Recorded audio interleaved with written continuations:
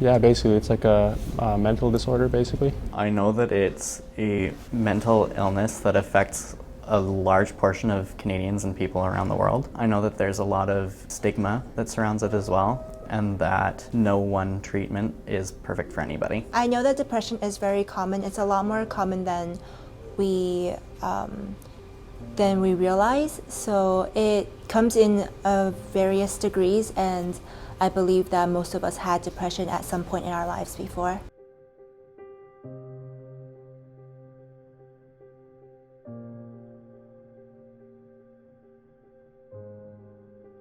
Research has been done recently to demonstrate that depression is a common unspoken and serious mental health illness. Data from NUS poll indicates that out of 1,000 students surveyed, 78% of them experience some form of mental health issue. Among that, third and fourth year university students have a higher risk depression related. According to Romaniak and Kawaja, occurrence of depressive symptoms among university students have been found to fall between 27% and 75%.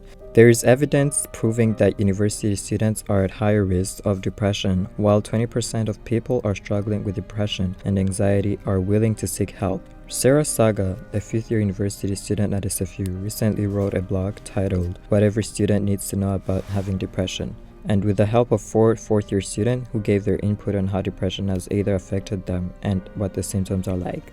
One of the biggest issues that they all agreed on was the fact that it comes in different forms, and that can be quite easy to hide, having a hard time for friends to even notice. My name is Dr. Martin Phillips-Hing. I'm a registered psychologist. I'm the Associate Director here at the Clinical Psychology Center at Simon Fraser University. In terms of how we diagnose depression then, there's really 9 symptoms. Depressed mood, markedly diminished interest or pleasure in all or almost all activities, significant weight loss when not dieting or weight gain, insomnia or hypersomnia, so sleeping too much, sleeping too little, psychomotor agitation or psychomotor retardation, so that you're agitated and distressed, fatigue or loss of energy, feelings of worthlessness or excessive or inappropriate guilt, diminished ability to think or concentrate or indecisiveness, and number 9, recurrent thoughts of death, recurrent suicidal ideation, or suicide attempts. Basically, if you have 5 of those symptoms for 2 weeks or longer, you can be diagnosed with a major depressive episode. It's unfortunate that depression is considered a mood disorder because it's more accurately a thought disorder. The way that we think influences how we feel. A lot of times we focus on the feeling and say, but I'm feeling depressed. What is being diagnosed as depression is really just a healthy sadness that we should have. A big part of the treatment that we do in terms of treating depression, right, is hopefully having people learn to cognitively dispute some of their irrational beliefs. And then the other part is recognizing when it's really just about a loss that somebody is experiencing.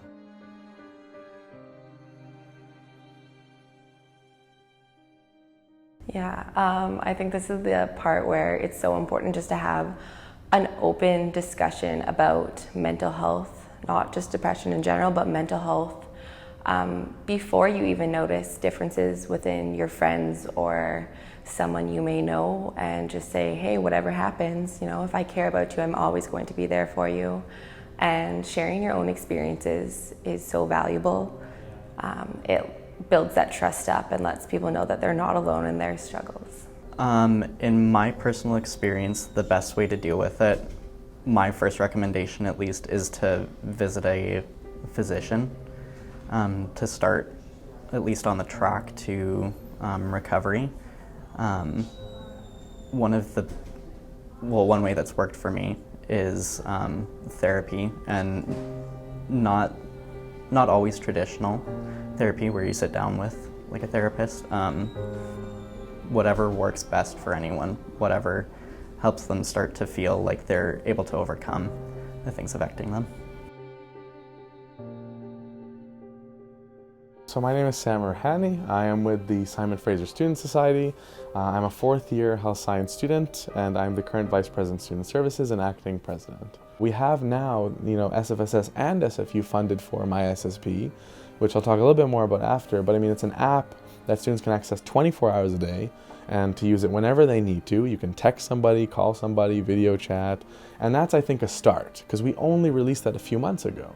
But it's the start of being able to talk to someone normally and know that you're able to have support as soon as you talk to them in different languages, and they will be a specialist.